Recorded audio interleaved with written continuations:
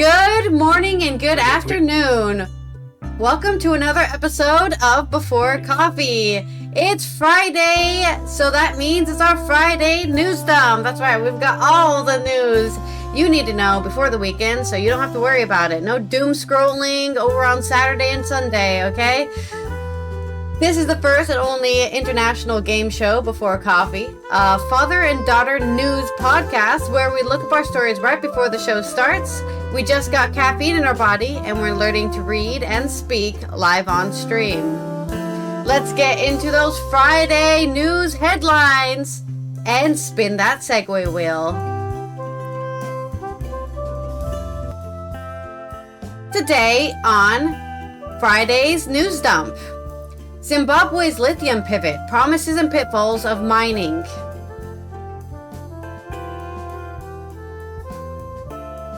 And the Senate approves funding for TSA and Homeland Security, but not immigration enforcement.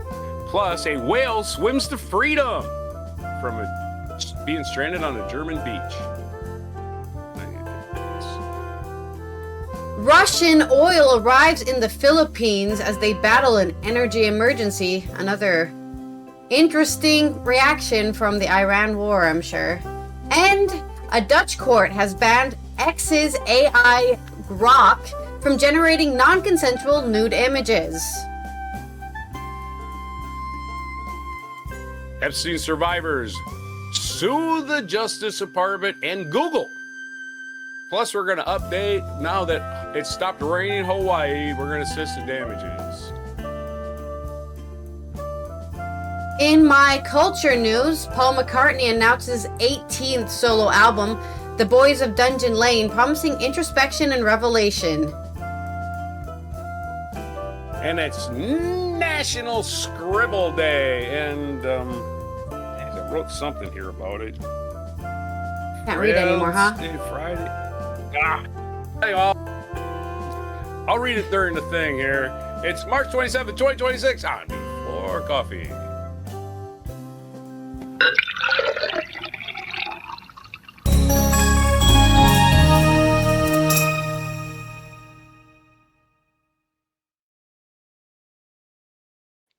A third of the way through the year. Yesterday was A third of the way through Today's fun. I don't know if that's the tagline I want to go for. right. No, almost a quarter of the way. I misspoke. So A quarter of the way through the year. That makes sense since it's springtime. Next Monday will be. Let's see. Wednesday will be April Fool's Day. So April 1st, next Wednesday. Not much. It's got hot again, man. I gotta cut the grass. That's weird. The grass is growing. Yeah. Yeah. I was.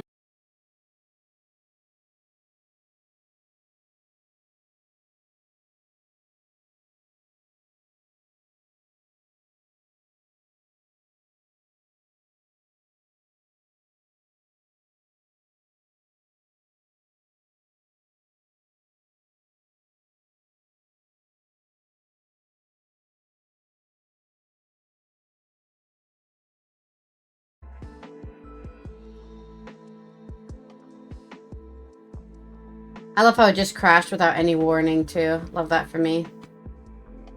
Okay.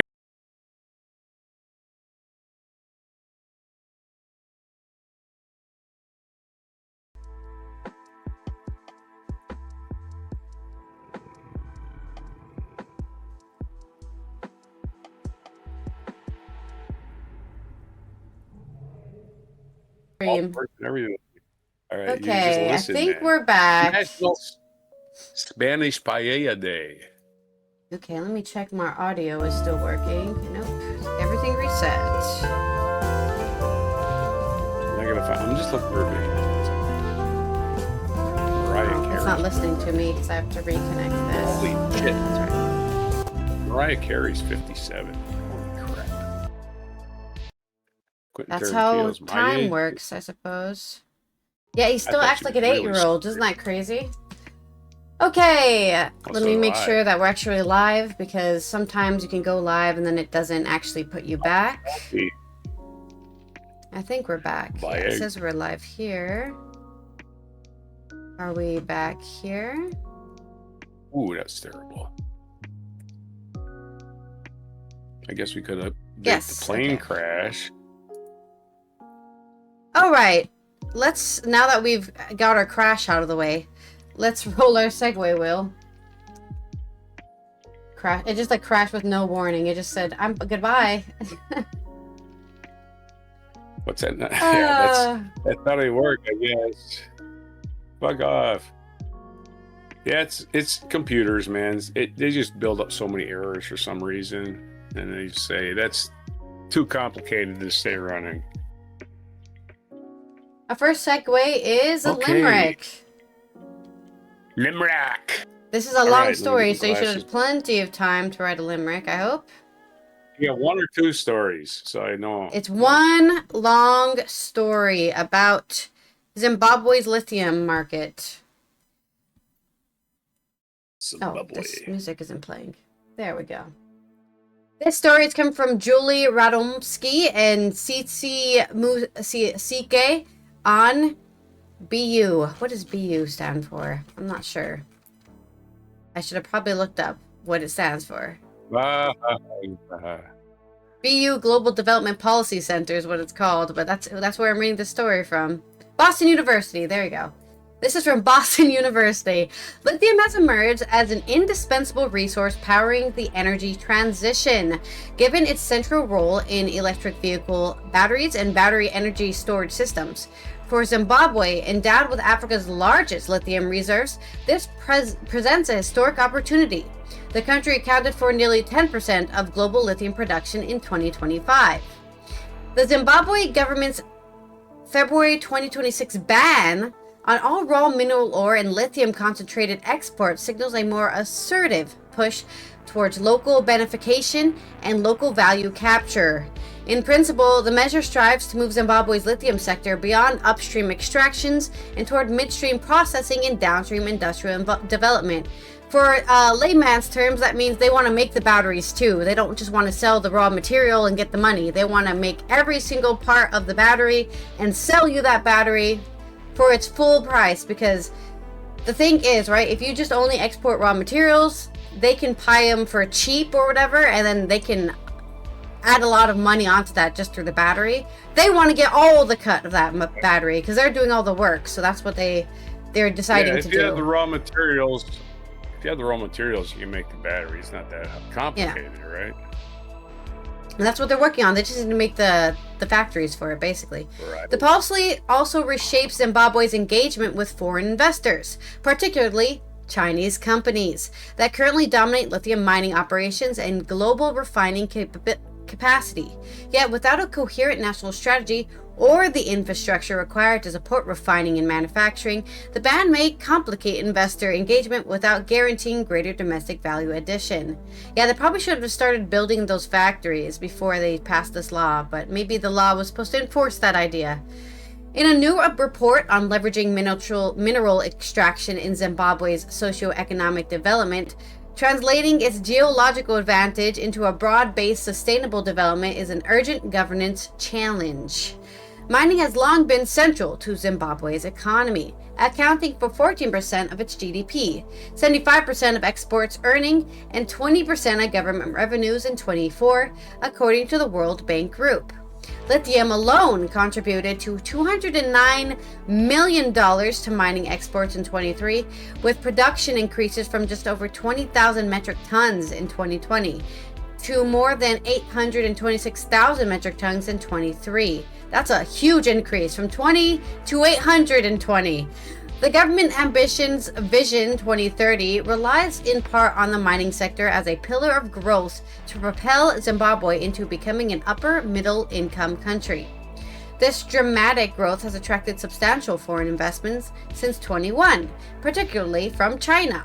Chinese companies are responsible for approximately 60% of the world's lithium refining capacity. So they take all the raw stuff, buy it for cheap, and then cash out on it by producing batteries and turning it into a lithium ion battery, right?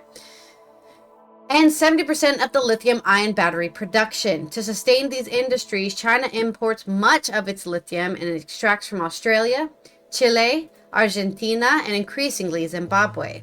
Across all currently operating lithium mines in Zimbabwe, there is significant Chinese involvement in all 6. Chinese private companies have invested over $1 billion in acquiring and developing lithium projects in Zimbabwe since 2021. Several of these companies have also invested in processing plants to produce lithium sulfate in Zimbabwe, including Hayo Cobalt and Arcadia Mine, Yohao Group of Kama TV, and Sinomine of Bikita.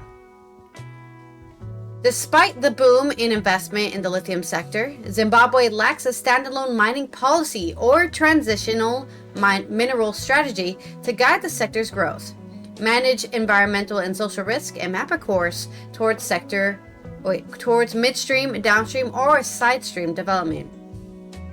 Instead, Zimbabwe's mining sector remains governed by the 1961 Mines and Mineral Act, a colonial-era legislation ill-suited to modern extractive governance. Although a revised Mines and Mineral Bill was gazetted in 2025, it has yet to be enacted, and moreover, it's not crafted in line with a robust strategic policy framework.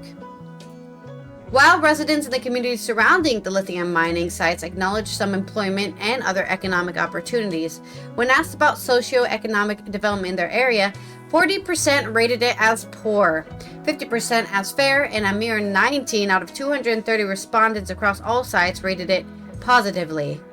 Employment opportunities for locals are concentrated in low-skilled and unskilled roles, with white-collar and technical opportunities remaining limited. Further, survey results reveal profound dissatisfaction regarding local engagement. An overwhelming 94% of respondents reporting feeling their input and feedback was not valued by mining companies, also identifying a lack of meaningful consultation and even communication on their part in these mines. This is a serious concern for communities across all mining sites, regardless of the ownership structure or nationality of the company involved. Government officials and company representatives emphasize that environmental and social impact assessment are mandatory and are overseen by the Environment Management Agency. However, civil society and survey data attest that implementation and ongoing monitoring is lacking.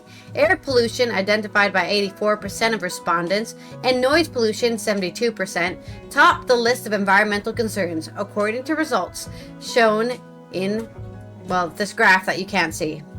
In the areas like Sandawana and Kamativi, land use change and appropriation emerge as significant issues, with communities also reporting inadequate compensation and consultation during displacement or resettlement process. Hey, we need to dig some lithium here. Your time to move out. Okay, where do I go? Not our problem. We're just a mining company. There's also infrastructure bottlenecks. It presents another critical challenge for both communities and the mining industry. Companies are not legally obligated to provide public infrastructure, yet lithium mining's expansion in itself is contributing to straining Zimbabwe's already fragile infrastructure. Roads serving the mining sites and surrounding areas originally built for passenger traffic are deteriorating under the weight of trucks transporting heavy ore. The research team documented a bus stuck on damaged road and excessive dust pollution on gravel routes to and near mines, as shown in this photo, which you can't see. The country's rail network is now largely defunct, forcing the unsustainable reliance on road transport. We're gonna start flying people out just to get to work. Energy and water infrastructure faces similar pressures. A report calls for integrated infrastructure development strategy, arguing that the Mutapa Investment Fund, MIF, Zimbabwe's sovereign wealth fund, could play a catalytic role as a co-financer in public-private partnerships for infrastructure. Established in 2015 and restructured in 2023, the MIF receives at least 25% of all mining royalties and dividends from state-owned enterprises. By leveraging resource revenues and mining companies' off-take guarantees, MIF could support rail rehabilitation, renewable energy, and water management systems that benefit both industry and communities. The February 2026 export ban marks an inflection point for Zimbabwe's lithium mining sector. It's accompanied by coherent industrial policy, infrastructure investment, and stronger regulatory oversight. It could push the country towards capturing greater value from its mineral wealth. If not, it risks creating uncertainty for investors while doing little to change the underlying dynamics of extractive development. So here are the key bullet points for all of that talk I just gave. They need to strengthen policy coherence, make sure all their policy matches each other, is transparent and clear, and coordinated and inclusive through the whole process of extracting, mining, and especially lithium.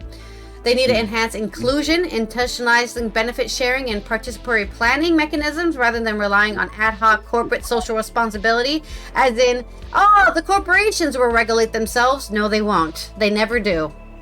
Improving governance capacity, strengthening government agencies so that they can implement and reinforce all of these regulatory practices, taxes, money, everything. They need, and the transparency. You have to have the power to enforce your power. Increasing the role of knowledge community. Strengthen the role of academia, think tanks, consultancies. Make sure there's more people who know what's going on, have more advocacy, have more research, have more oversight over all the mining operations. They need to invest in their infrastructure, and they need to expand their partnership with both economic and development priorities. So that's what this Boston University article is basically saying. This is a good step in the right direction, but they need to work harder at making sure their foundation is stronger to really bring Zimbabwe up into being its own country with its own lithium development ability. Words, big words. It is an academic paper after all.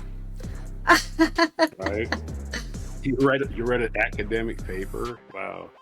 No, it's not an academic paper. It's a article released by an academic on the Boston University. I got you. Right. Not anything like a limerick. Limericks don't have to be factual. Yeah, so.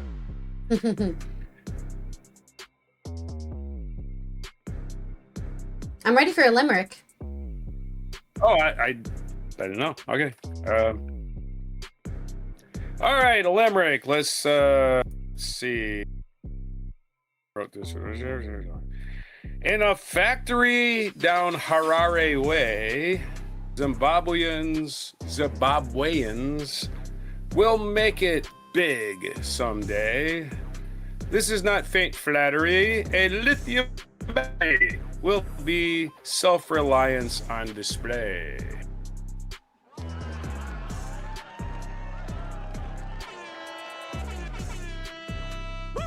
I mean, and that is the real secret to why Africa is quote-unquote poor, right? For a long time, they have just been feeding their raw resources into other countries and not been using them to make themselves, right, bigger. They haven't been using their resources on themselves. Yeah. They just export it instantly, get the payout as soon as possible, and it's just not... It just creates corruption, sadly. Right? Okay, all that money. Yeah, right, yeah. Again, the United States doesn't even do shit like this. We still got to import crap because of whatever reason. We got rid of all your industry. It was cheaper to go to Mexico, basically. We have mining, but it's always cheaper to mine somewhere else. Mm-hmm. Our next segue is associate. You don't have safety regulations. Yeah, exactly. Yeah, I forgot which story I was supposed to do first. Do you remember? Associate. Just pick one. It doesn't really matter if you do it in order. I'd like to do it in order because that's the way I set them up because they're different lengths, right? Okay. So we'll do the 2 and 3. We'll do the Senate approval thing, and then that's the one I did. The Senate, finally, if you haven't been keeping track or if you haven't flown anywhere in the United States, probably don't even care, right? I personally think it was amusing that they were sending ICE to the airports when, they don't have to they can't wear a mask at an airport. You can't show up at the airport with a mask on unless it's like they had to take their masks off. Now everybody at the airport has a camera. Everybody has a camera. And you can just, hey, look, that's what these people look like. We even look like exactly what they look like now, right? It's like they just exposed all these people. Anyway, so the reason they're doing that is because the Senate has been holding up funding for the entire Department of Homeland Security, which is the outside of the Department of Defense, is the biggest government agency in the government. Well, early this morning, the Senate approved funding for the Department of Homeland Security, but not ICE, not immigration enforcement. And I actually thought immigration enforcement was under a different bureau, but I guess they're under Homeland Security. But anyway, they've probably changed that since I left. If you look at my hat, you see this says Air Marine. I was a contractor at Homeland Security for shitload of years. Not the same agency that kicking down doors. That's different assholes. These were pilots mostly I worked for.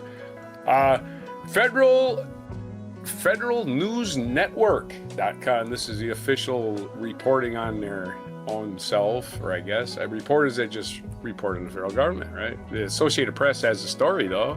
The Senate early Friday morning approved Homeland Security funds to pay the Transportation Security Administration agents and most other agencies, but not the Immigration Enforcement operation at the heart of the budget impasse. That has jammed airports, disrupted travel, and imposed financial hardship on workers. The deal, which the Senate approved unanimously without a roll call, now goes to the House, which is expected to consider it Friday. We can get at least a lot of government opened up again, and then we'll go from there, said Senate Majority Leader John Thune, Republican of South Dakota. Obviously, we'll still have some work ahead of us. At least this guy acts responsibly. He didn't just try to shove a bill down everybody's throat, right? We're going to fully fund ICE, even though they're a bunch of Gestapo. Nope, ICE still hasn't gotten their funding, so they're still not funded. With pressure mounting to resolve the 42-day stalemate over funding of the Department of Homeland Security, the endgame emerged in the final hours before the TSA workers miss another paycheck. Friday. Yes, TSA workers, the people that sort of kind of scare nobody, right? Really haven't prevented anything. But anyway, they do a job. But they've been doing it without pay. And if you do a job without pay, do you give a fuck about your job? I'm not sure you do. Not as much as you should, right? Mm-hmm. Kind of makes it unsafe. And instead, they've been sending out ICE idiots to the airports to just stand around and eat sandwiches and look at their phones. Oh, I feel much safer with that guy standing there with a gun looking at his phone. What is that? We're paying them for that. By the way, a year ago, Doge was laying off people because they weren't doing anything. Whatever. The deal did not include any of the restraints Democrats had demanded as they sought to rein in Trump's mass deportation agenda, but they also didn't fund ICE. Senate Democratic leader Chuck Schumer said the outcome would have been reached weeks ago and vowed that his party would continue fighting to ensure Trump's rogue immigration operation does not get more funding without serious reform. What's in and out of the funding package? Senators worked through the night on a deal that would fund much of the rest of the department, including the Federal Emergency Management Agency, the disaster relief people, the Coast Guard. We've got a war going on. Let's not fund the Coast Guard during a war we started. Amazingly short-sighted idiots. And of course, the TSA, the guys at the airport, harassing you and telling you to dump out your 3 ounces of water because, oh my God, you're a terrorist, Mom, with a baby strapped to your belly. You're obviously a terrorist. But without funding for immigration and customs enforcement, customs was funded, but border protection was not.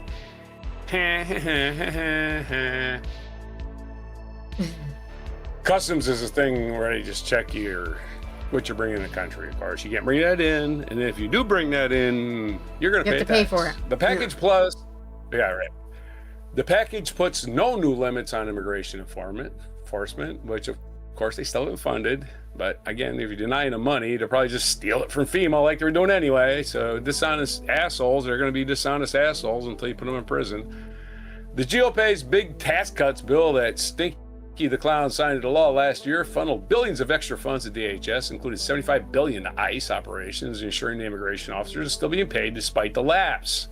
Yeah, those assholes are getting paid. Next steps in the House where Grinder Mike Johnson, if that is his real name, holds a slim majority are uncertain.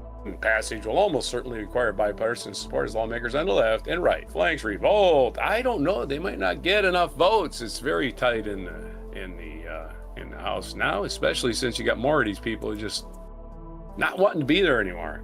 Conservative Republicans have panned their own party's proposals demanding full funding for immigration operations because they're a bunch of fascists. Many have vowed to ensure ICE has the resources it needs in the next budget package. Blah, blah, blah. Anyway, there's your sort of good news. You're just going to rob Peter to pay Paul. That's what the government always does. They always find money for shit like this. By the way, the government is officially insolvent at this moment. So just another bright spot. Their money is worthless. But that's cool. It reminds me of, when those headlines coming in where they're like, wow, they developed a $10 trillion jet and it didn't work and it crashed. And then you're like, but we can't feed kids in schools. We're going to have to pay for a $10 trillion jet. Hello? That doesn't even work properly. Oh, terrible. No, even if it does work properly, it can still be taken out by, a $10,000 missile, right? Right. $10,000 takes out $5 billion, and who wins that equation? Even if it doesn't even contractor crash, who made it. Even if they have to make it, right? The contractor who made it makes another one, right? Yeah, woohoo, more jobs, and but they got an emergency landing. That F-35 get hit, right? Probably by accident, even by accident, right? They still land it. They can't fly it again until it's fixed, and who knows if it's fixable? Who fucking knows? Anyway, that's all I got to say on that. Next story? For now. Anyway, next story. What experts and locals say about visiting Hawaii post-flood? No, we'll do that one next. Because we'll do whales. We'll update the whale story. This is a whale of a story from DW.com. John Shelton and Alex Berry. Whale swims to freedom after days stranded on German beach. You don't associate Germany with whales, but now you will. I don't anyway. Rescuers managed to free a humpback whale that had been stuck on a sandbank on Germany's Baltic coast on Friday. The whale had been stranded for several days on the Timmendorfer Strand, with numerous rescue attempts failing to shift the marine mammal. The 12 to 15 meter long animal must now make its way along the complicated route past the Danish islands out to the North Sea and then finally into the Atlantic Ocean. Humpback whales are not native to the Baltic Sea. No, they got lost, the Baltic Sea. Right. That's what I'm saying. You don't normally associate them with the Baltic Sea. That's because they don't belong there. Not native Baltic Sea. And suspect the whale in question was a young male, as they, unlike females, migrate. The females kind of hang out in the same place. How did the whale free itself from the German beach? The animal was first noticed on Monday, but the first attempt to free it was unsuccessful. Efforts on Thursday to dig a channel with heavy machinery finally worked, and the whale was able to return to the sea overnight. The work was slow, with rescuers aiming to get the animal used to the noise of machinery so as not to shock it. By Thursday evening, the whale, which had been showing more signs of life, began to slowly make its way through the channel. The front of the digger can be seen on the beach with a channel leading out to the sea behind it.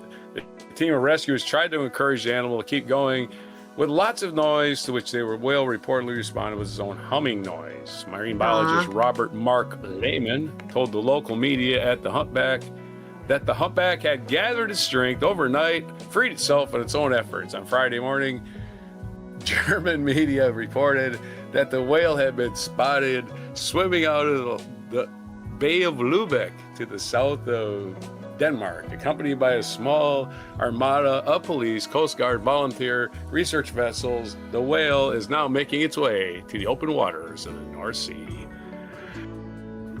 Your happy, gigantic Free Willy story, right? Because humpback whales are enormous. Huge. And the thing is, they probably would have dig this channel if it died to do something with it, right? They couldn't just let it rot on the beach. I guess they could have used it. They blow up if they rot on the beach. It's very disgusting. Right. You have to cut it up and make use of it. You have to make use of it, right? You have to if it would have died there. Don't wait for it to rot. We can do the whale explosion video. Maybe we'll do that one. All right, do an association. No, I don't think I want to see that. I mean, I guess, of course, I associate this with, this is actually a rarity because not only because of where it is, but also usually it's pods that get beached, right? whole pods just jump up onto the beach and then just die there. But this is just one lone whale by itself. Yeah. He was searching for his, for his mate. Never found her, I guess. Of a theory about God, right?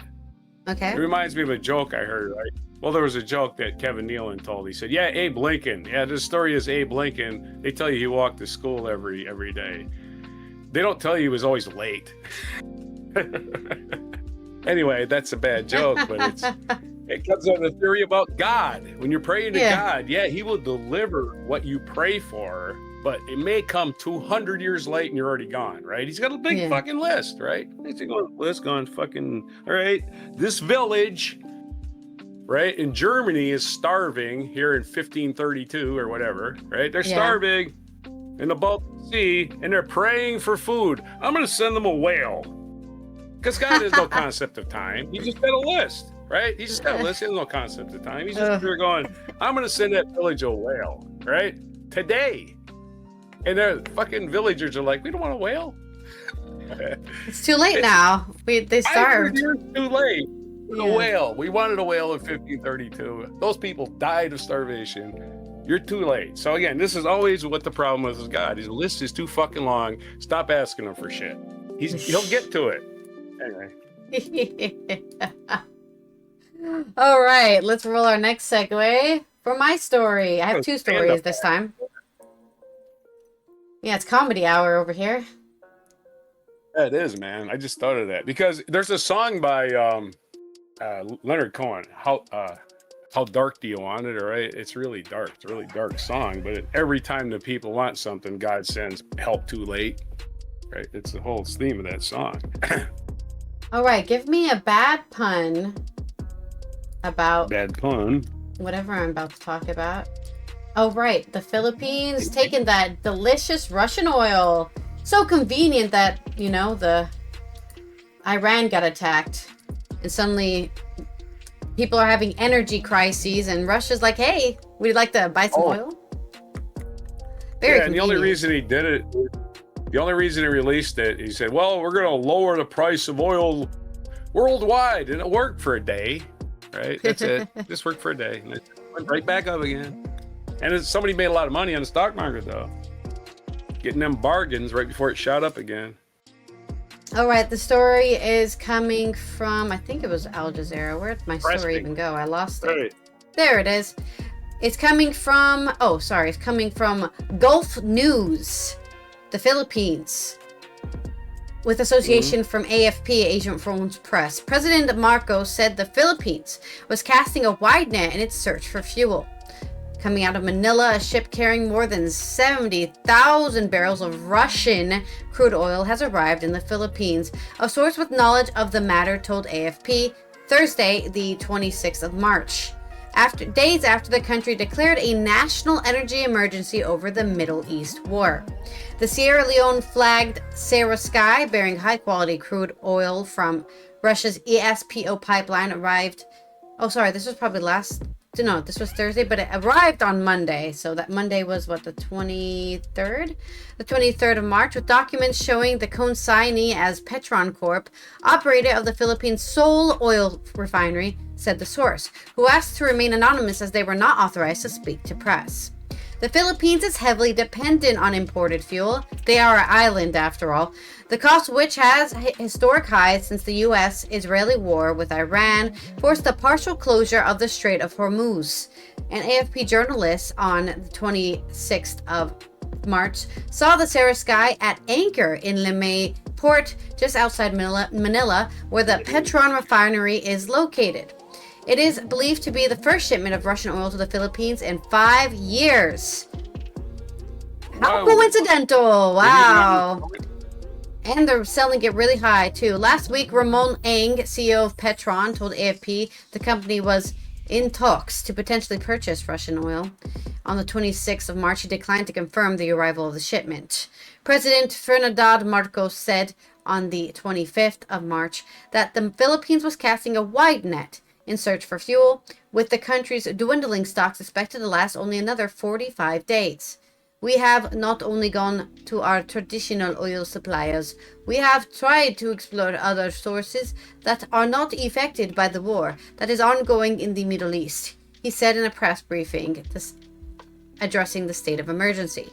Nothing is off the table. We are looking at everything that we can do. The United States this month eased some restrictions on sales of Russian crude, allowing countries to purchase oil that was already at sea until April 11th. So this boat was just floating around, I guess, waiting for somebody to buy its oil. Kepler analyst Miyu Shu told AFP around 120 million barrels of Russian oil may have been at sea at the time of that restriction, adding much of it had already been pre-ordered by Chinese or Indian clients. On the 26th of March, the Philippines Department of Energy activated a 20 billion peso, which is about $332 million emergency fund that Energy Secretary Sharon Garin called a proactive step to securing fuel supplies. Garin said earlier this week that the archipelago nation also planned to boost the outpost of its coal-fired power plants to keep electricity costs down as the war wreaks havoc with gas shipments. With the cost of LNG, liquefied natural gas, soaring, Garin said the country would temporarily be forced to lean even more heavily on fossil fuel, the main contributor of climate warming carbon dioxide emissions from human sources. I mean, you're an island. Start using the ocean waves to create energy. She added that the top coal supplier, Indonesia, had placed no restrictions on the amount Philippines could buy if they need to increase their imports. So... And also, I do have an update on this story because this story is from yesterday, but I didn't cover it yesterday. But update today says they're only planning to use this crude oil supply until June 30th. So hopefully this can clear up by then so they can stop giving Russia money. And that's all. That's my opinion on that, I guess. But they got enough oil to last until the 30th of June. And I'm not going to read the whole story. It shows a bunch of pictures of how many barrels there are and, what they're doing and all that stuff, blah, blah, blah, blah. But it's, yet again, another part of our huge global conspiracy, And I don't mean conspiracy as in it's not real, but an actual conspiracy. Also, hello, Tommy. Good morning. This is not Fake News Friday. Actually, I want to avoid covering any fake news on this show because I don't want anyone to be confused. We want to be a reliable news source. So, also nobody can hear you. You're muted. So, no plans on a Fake News Friday as of yet. There's enough humor in the real news. Yeah, there's enough fake news. Yeah. I've been reading The Onion since probably the 90s, early 90s, or maybe even before that. It's not even satire anymore. That's feasible that could happen, right? Any other headlines? Just that's for sure. Yeah, you can look up headlines from 2000s and they've come true today. It's really fucking sad. Right. We're circling the drain. Yeah, the lowest common denominator has won. The lowest common denominator. We end up, with Let's not dwell on it too much. I guess we spin Give me your bad pun. Oh, I have a pun. My bad pun is here. This is having to do with the Philippines and the world situation. We're talking about not to be crude, but is the Philippines now a Russian protectorate and Cuba is an American protectorate? Are they making a trade? Something to think about. That's my pun. And not crude.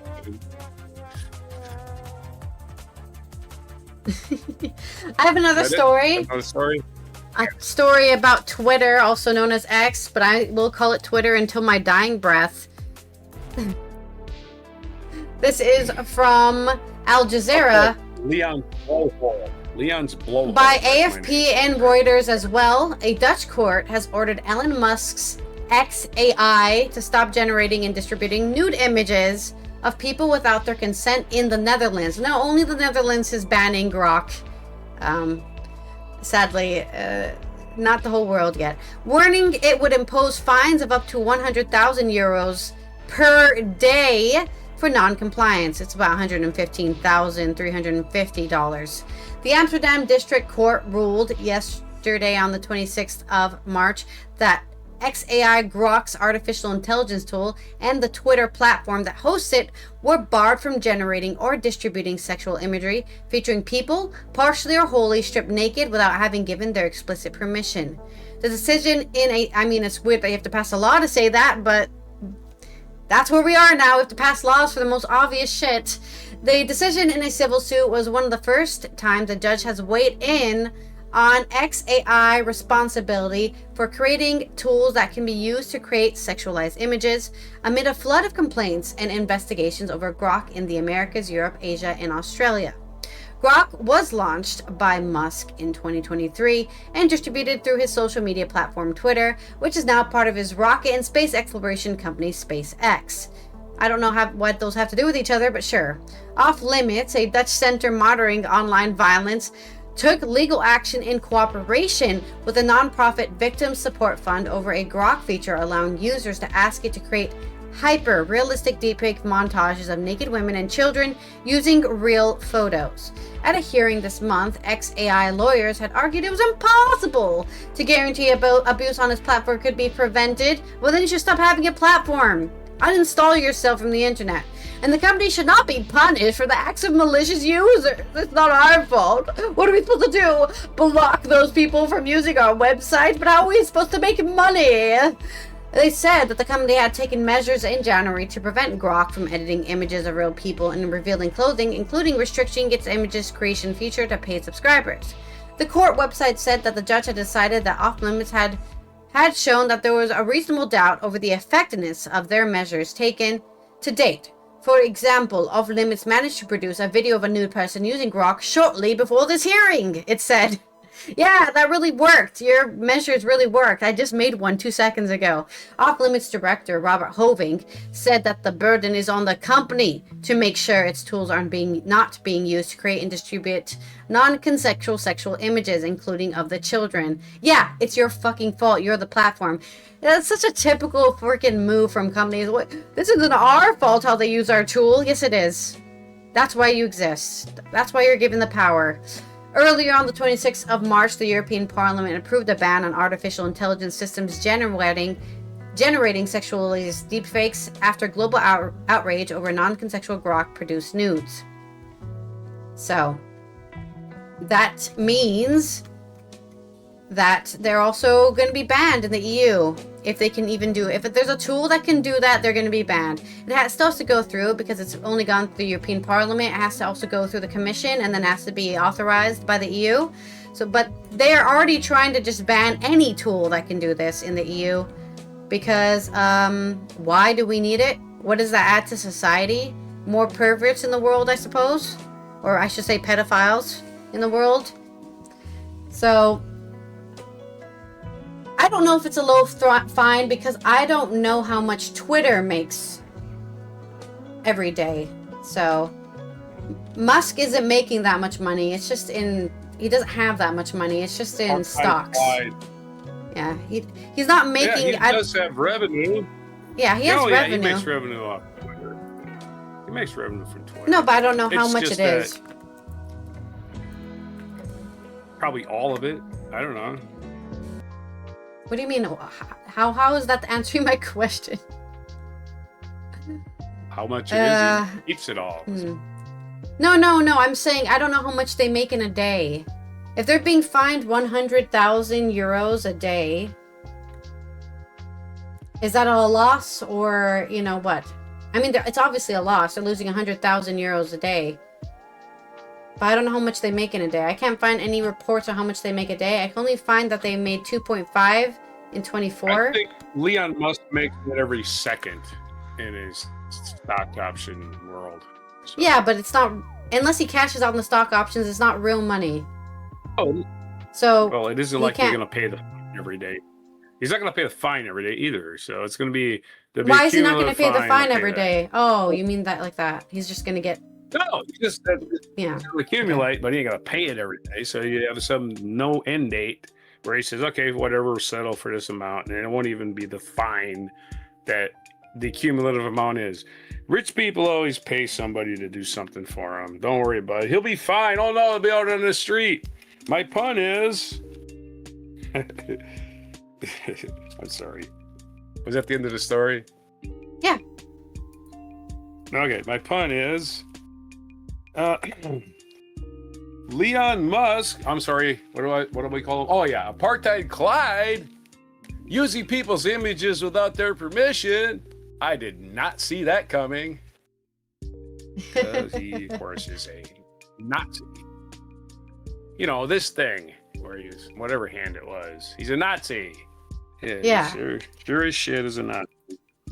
And we have a good segue to my next story. Speaking of nude images, you think countries have a grok problem? The United States of America has a Justice Department problem when it comes to sharing nude images. I was doing the calculation real quick, and it looks like if Twitter made about 2.5 billion in 2024 in a whole year, divided by 365 days, they made 6,000 a day. Only 6,000.8. Yeah, 6,000. That's not right. That's not even close to being right. You mean 6 million a day. You mean 6 million. Do I? I don't know. How many zeros are in 2 billion? 9. I thought it was... I need to count my zeros. It's harder on this. Yeah. There's 9 in a billion. Again, I know you're not a math whiz, so I'm going to do my story. All right, MDC News has a story. Epstein survivor. I haven't rolled the segue wheel, so... You were just doing math. You forgot 3 zeros. That's all you did. Not 6,000. If Twitter's making $6,000 a day, they wouldn't have a company. Anyway, well, I wish they didn't have a company. I mean, I saw some guy saying that the Dow was 5,000 the other day on a video. He never took it down. Low. He's like, dude, 50,000, not 5,000. It's been 5,000 like 1980s. Yeah. All right, your story. Let's do the spin. What'd you spin? Bad pun. I didn't hear you. All right, Epstein survivors sue Trump administration over a release of private information. NBC News' Chloe Atkins, group of Epstein survivors, filed a class action suit against the Trump administration and Google on Thursday over disclosure of personal information found in a release of files related to the late sex offender over the past several months. Why Google? Because they didn't block the shit, right? They didn't block it. Close release to anybody. Search, obviously. The United States, acting through the Department of Justice, here's the lawsuit we're quoting. The United States, acting through the Department of Justice, made a deliberate policy choice to prioritize rapid, large volume disclosure over protection of Epstein survivors' privacy, the plaintiff said, adding that the Justice Department outed approximately 100 survivors of the convicted sexual predator, publishing their private information, identifying them to the world, while the government later withdrew survivors' personal information from the publicly released files.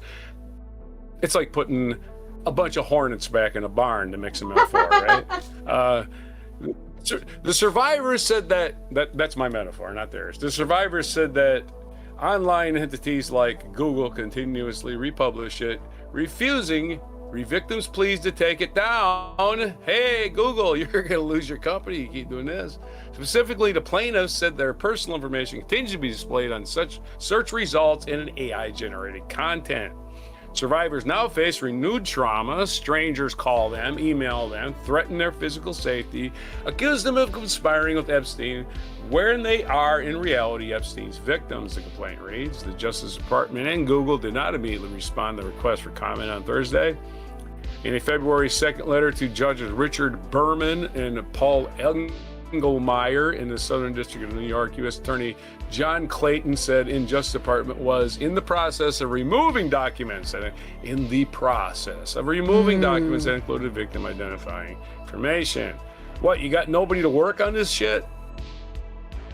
You probably fired everybody. Leon Musk did, right? The department has worked all hours to the weekend from the point when the first victim-related concerns were raised. The letter said the department now has taken several thousands of victims in media, and the media may have it inadvertently included victim identifying information due to the various factors, including it taking it down. It's too late. It's just too late. The letter added that the Justice Department is continually evaluating this process and making the Further enhancements necessary to address the victim's concerns. Blah, blah, blah. Words, words, words, words, words, words. The plaintiffs said are seeking minimum damages of $1,000 per survivor from the Justice Department and punitive damages in amounts sufficient to punish and deter Google. They really want to punish Google because Google is disseminating this shit without any filters that wouldn't have gone far and wide. The survivor said Google has the technological capability to move content in response to legal requests, goes sensitive personal information. Google refusal to use such tools in this case shows the conduct is reckless, disregard for the well-being of plaintiff and other victims, and willful. And willful, it says. It was willful. We don't care about you. Oh, you're a silly victimhood. Ah, ha, ha, ha. What are you thinking there in your head? Survivors have notified Google about their unlawful disclosure multiple times in February and March. The complaint says, adding that the content remains viewable on Google. The survivors said the Justice Department had violated the Privacy Act 1974 by disclosing survivors' information without consent. The plaintiffs also brought civil complaints against Google over violations of California's unfair competition law, invasions of privacy, negligent infliction, and emotional distress, as well as violations of Civil Code of California. Google in some hot water here. If you're Googling images of children, you are a sick little weirdo. But I guess they're sick little weirdos are there just to run the Republican Party. So where's your segue? I guess Google should move to Africa because they're in denial about this lawsuit. How? I hate to laugh at somebody's pain. I mean, it's a pun. Is our country. Yeah. Why is our country so fucking backwards? I just don't understand the people that still support these fascists who just don't care. They don't care how many people they hurt. Parade.com has a story for what experts say about the flooding in Hawaii. It's been raining for like, I don't know, a month or something. Basically, they had fires in Maui last year. Or year before, and year before, I guess it was a little bit longer than that. And then they had now it's floods. Parade.com is what experts and locals say about visiting Hawaii post-flood. I don't think I want to visit there. It seems like a lot of people are misplaced. Marissa Bradstreet. Heavy rain and flooding recently impacted Hawaii, but conditions are gradually improving. After weeks of intense flooding across Hawaii, conditions are finally beginning to improve, but travelers are still asking the same question. Is it now a good time to visit? That's dumb. The answer never is simple visit yes or no. it. Well, skies. Let me go. Hawaiians are begging people to stop coming there. Yeah. Please stop coming here. Everybody's staying at the most. Everybody's sleeping on the roof of the Motel 6. But no, yeah, let's come here. Come here and stay in our dirty hotels we haven't had a chance to clean. The answer isn't simple. Anyway, earlier this month, parts of Hawaii experienced heavy rain that led to flash flooding, landslides, and road closures. I don't know where you're going to go when you visit, especially on the islands of Maui and Oahu.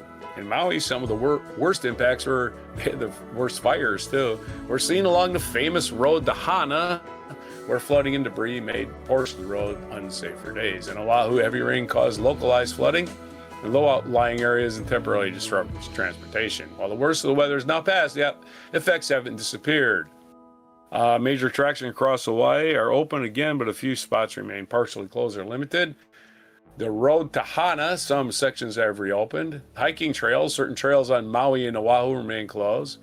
Beaches, some beaches are experiencing higher debris levels or murky water due to runoff. Oh yeah, a lot of people's stuff just ends up in the surf. Minor road closures and detours may still be in place for visiting areas. The good news, major resorts and airports are operating normally. Most visitors won't experience major disruptions if they plan carefully. For most travelers, visiting Hawaii right now is still a good option as long as you have a flexible mindset. Tourism is a major part of Hawaii's economy. Local businesses are eager to welcome visitors back. At the same time, being mindful of recovery efforts and avoiding heavily impacted areas is key.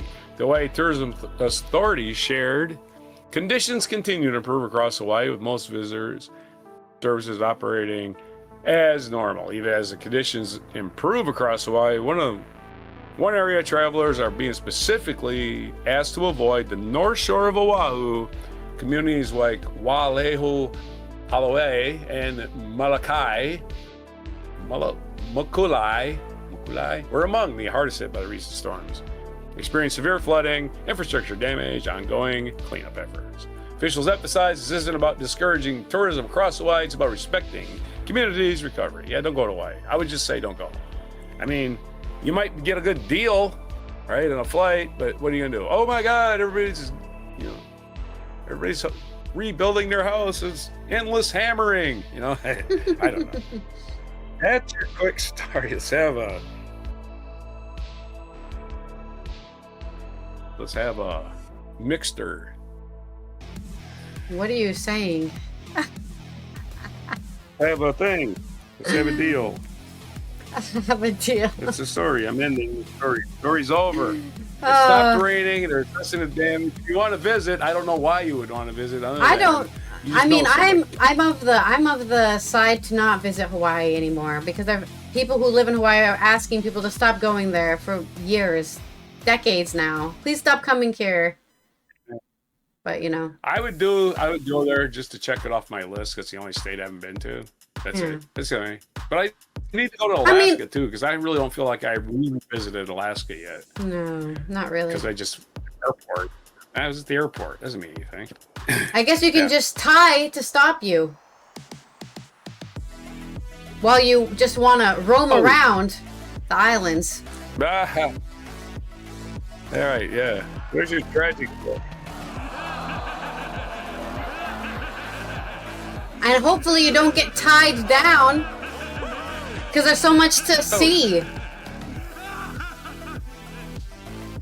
Okay, that's enough of that. Did you get that one? I did, sort of, yeah. I laughed. I was laughing. What? I beat Homer you to it? It's so easy when it's so funny when it's like an island or something. There's so many puns in there. That's one of the stories we didn't get to while it was happening. It was just torrential rains. I just kept watching videos of floods in Hawaii. I was like, Jesus, still raining? Yeah, it happened in the UK too. They were flooding out houses in the UK at the beginning of the year. We didn't talk about that on the show either. Right. I did send you a video. That's the only thing I could come up with. Our next segue is a hypothetical. Right on. And we're going to talk about our culture news. Paul McCartney announces 18th solo album, The Boys of Dungeon Lane, promising introspection and revelation. The new album draws from the musician's early childhood memories of growing up in Liverpool and his relationship with Lennon, with musical styles that span his entire career. It's from Laura Snapes on The Guardian.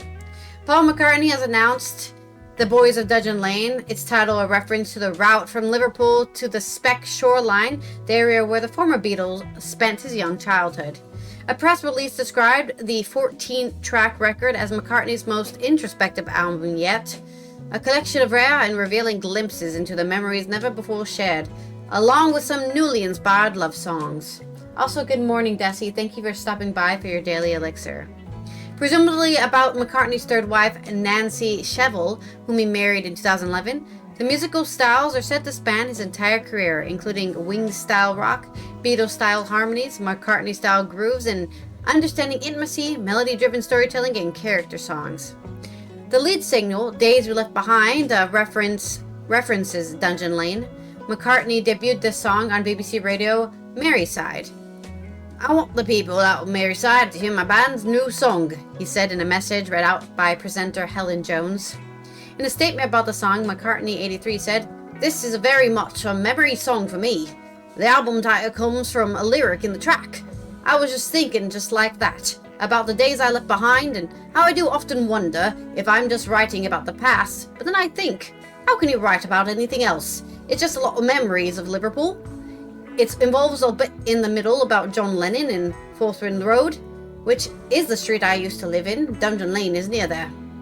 McCartney describes Speck as a quite working class, We didn't have much of it all, but it didn't matter because all the people were really great, and you didn't notice you didn't have much. The Boys of Dungeon Lane is credited solely to McCartney, in the vein of his 1970 solo debut McCartney and its 1980 counterpart McCartney 2.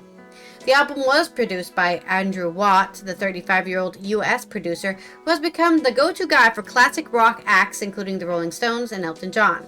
It came to fruition when McCartney and Watt met 5 years ago to exchange ideas, during which McCartney played a chord that he didn't recognize. A song came together that Watt suggested they record. It became the opener to the new album, As You Lie There. McCartney and Watt made the album in between dates on McCartney's 5-year global tour, in studio in Los Angeles and Sussex.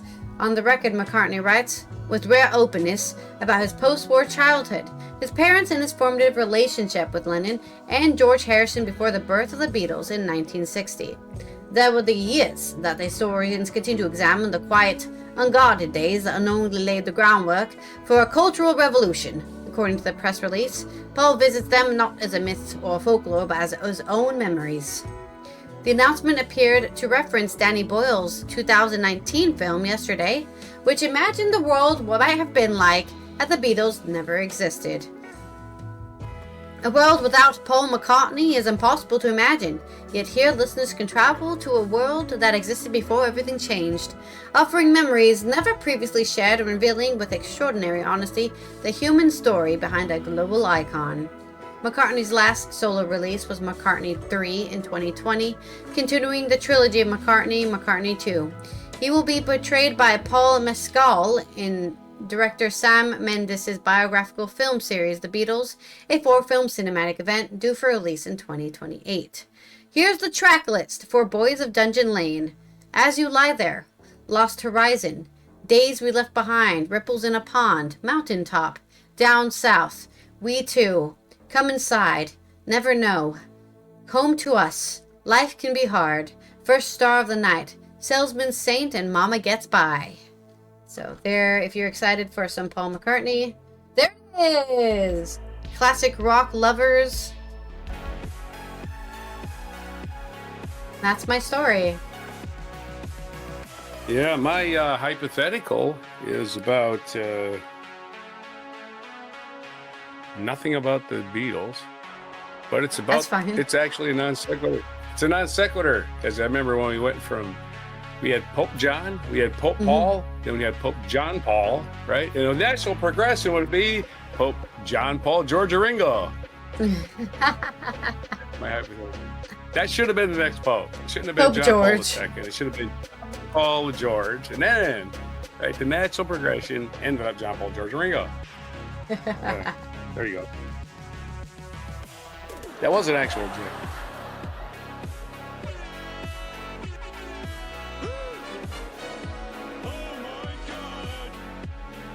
Okay, let's get our last segue for this day in history. Right, get your video loaded up while I read this here, day in history, 1351. What did we spend? Sarcasm. Sarcasm. Should I read it as sarcastic?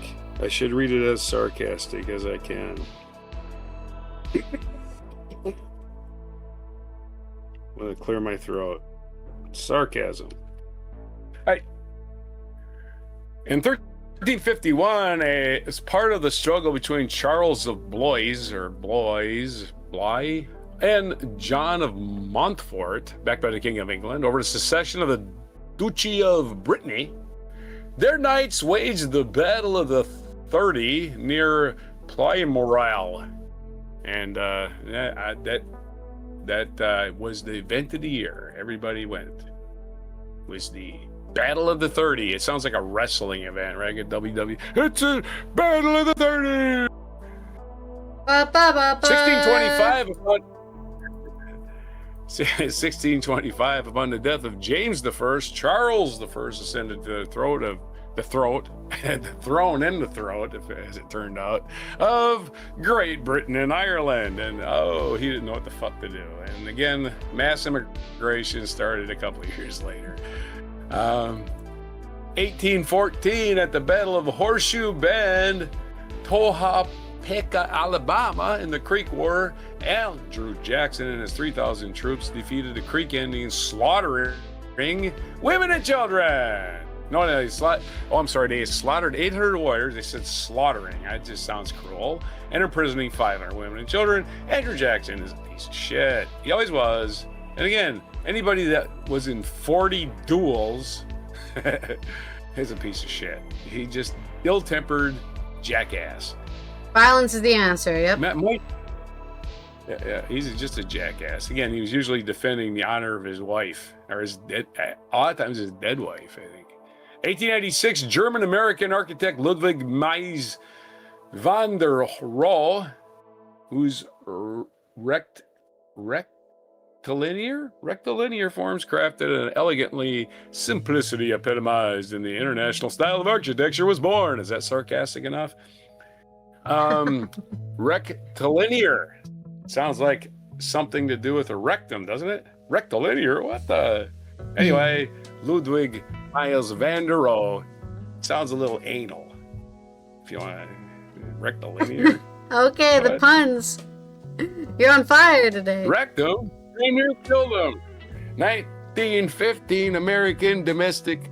Oh, Typhoid Mary. Yeah, the contagious disease lady. The American domestic Mary Mallon, better known as Typhoid Mary, was placed under quarantine in a North Border island, New York City, that lasted until her death in 1938. A typhoid carrier, she was allegedly responsible for multiple outbreaks of typhoid fever. You are a monster. Go live on an island by yourself. That's what society said to Mary Mallon. She spent 23 years living by herself, getting food delivered, and the boat that delivered the food said, "Bye, we're not sticking around." And they're spraying Lysol everywhere. It doesn't think Lysol was invented yet, sadly. Whatever disinfectant they had. They were doing voodoo chants. How about that? Anyway, Typhoid Mary was known as being a cook. She was a cook. She killed a lot of people because she did not die from typhus. Everybody else did, and she would contaminate all the food.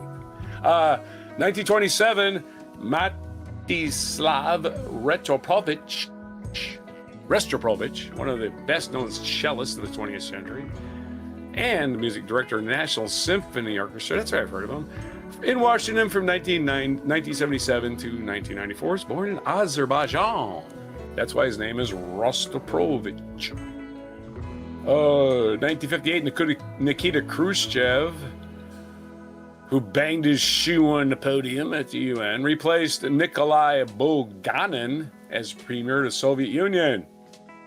And he was a boisterous anti-Stalinist old guy. He was like, well, Stalin was a piece of shit. And he got rid of a lot of the Stalin propaganda. 1963, American director and screenwriter Quentin Tarantino, whose films including Reservoir Dogs and Pulp Fiction.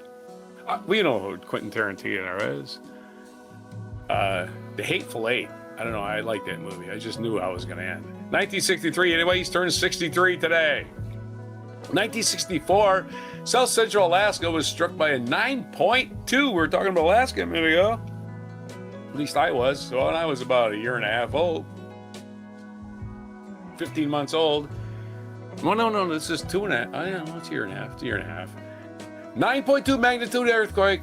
That was the strongest quake ever registered in the United States. Wow, 9.2. It destroyed basically everything, especially along the coast. 1975, construction began at the Trans-Alaska Pipeline. 11 years after that earthquake, or hurricane, what do you want to call it?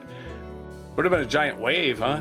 Spanning 800 miles, the oil pipeline cost $8 billion and was completed in 1977. That's 8 with 9 zeros.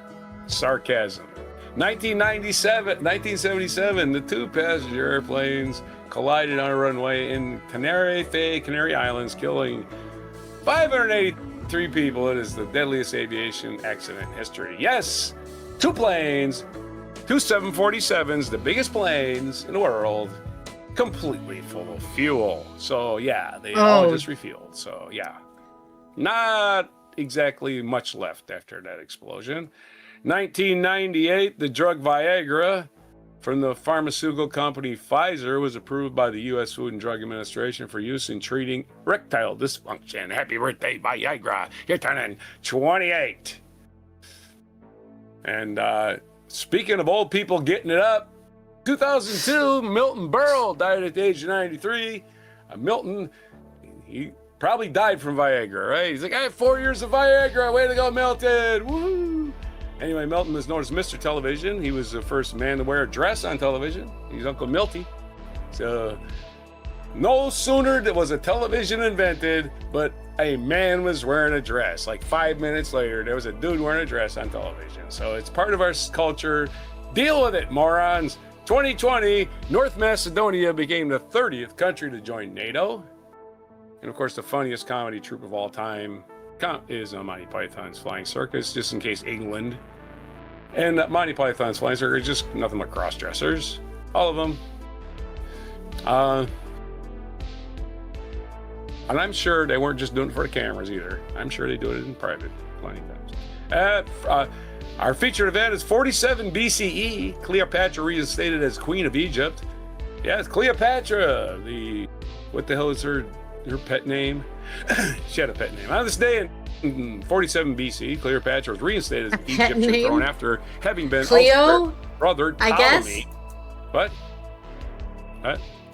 Her pet name was Cleo, I guess.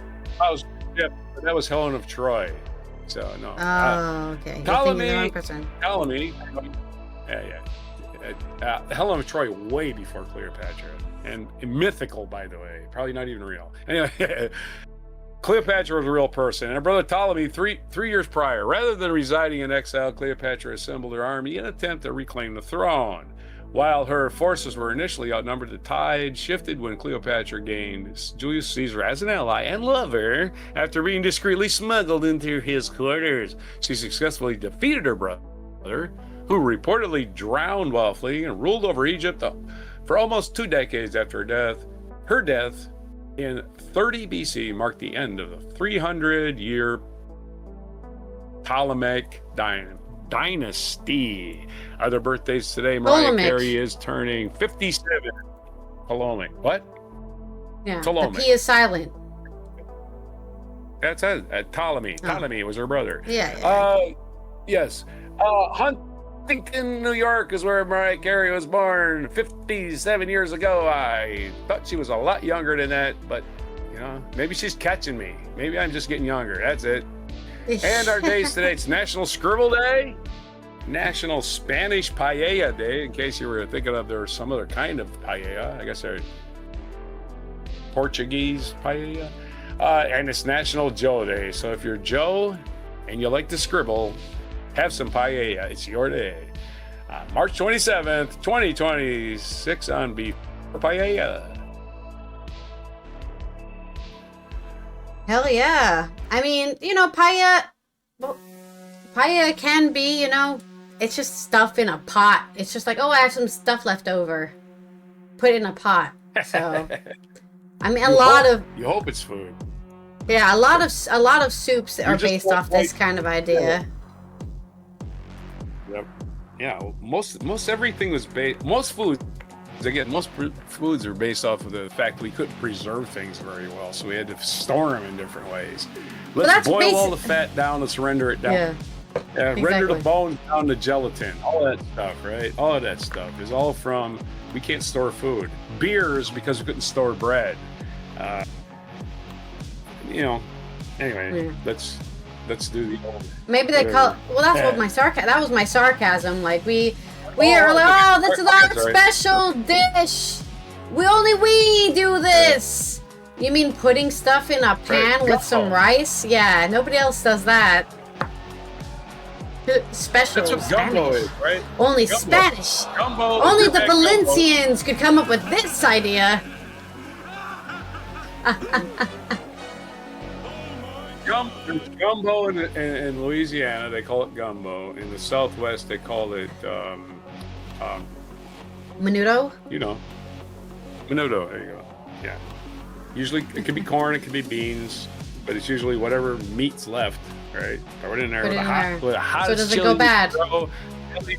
Yeah, chilies kill a lot of germs. There's a lot of the oils that kill everything. Anyway, that's my little stupid little story about that. For our international UN observances, there are none. There are none for the weekend and today. It's still the week of solidarity with people who struggle against racism and racial discrimination. So we're still fighting the power that be who says, hey, we don't like you because you're different. Yeah, fuck those guys. And yeah, that's nothing else that I really say about it. I've been talking about it since last Saturday or last Friday, so I thought it was a whole week.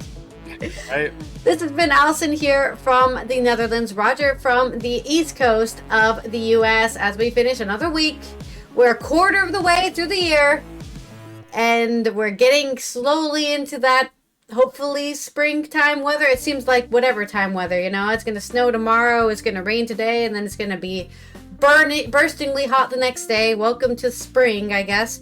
Keep that pollen out of your nose, and don't forget, if you're not already subscribed, please subscribe to the Before Coffee podcast channel on YouTube. We need more subscribers on there so that YouTube will push us into the algorithm, and then people know we exist. You don't even have to watch it. Just subscribe. Yeah. Just subscribe. We just want to exist for other people to see. Just watch the headlines every day. We'll find exactly. That. But subscribe, because again, we have to pay our writers. They are going to go on strike some point. It hasn't happened yet, but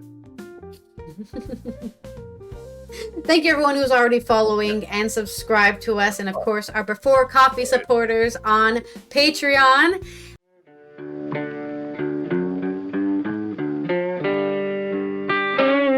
Be sure to hit the like, subscribe, and notify buttons, and follow our other channels, Toxic Alley, History of Gravy, and Scratchy Old Records.